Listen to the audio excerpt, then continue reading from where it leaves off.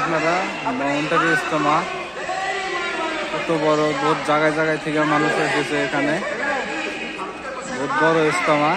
আমার লয়ের আসামে 5টা ইজতেমা দিছে, তার মধ্যে আমার বরপেটাতে একটা দিছে, সেটা হচ্ছে বাউন্ডারি। এখানে আসবেন, আজকে আরম্ভ হয়েছে। আমি সন্ধ্যাবেলা আসলাম, মোটামুটি আসরের নামাজ পড়ে এখানে আসছি। এখানে এসে মাগরিবের নামাজ পড়ছি। সবাই আসবেন, সবার কিন্তু দোয়া রইল। আশা করি সবাই এখানে আসবেন। দেখেন বহুত আলেম ওলামা আছে এখানে, হাদিস কইতেছে।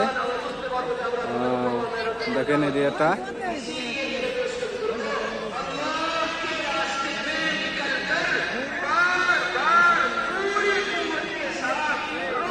যে আমি আসছি, যে আমাদের দাদা আব্দুল্লাহ ফারুক ইনি আসছে, আর এই যেটা আমার চাচা হয় হাশেম আলী ইনি আসছে।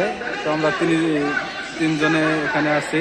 এখানে এসে মাগরিবের নামাজ পড়ছি, আরো ইশারের নামাজ পড়বো। এখন সময় হয়েছে, কিন্তু আস্তে শেষেই নামাজ শুরু হয়ে যাবে। তো দেখেন আপনারা, আমি একবারে সামনে এসেছি। এখান থেকে স্টেজ দেখা যায় না। দেখেন স্টেজটা কত দূর।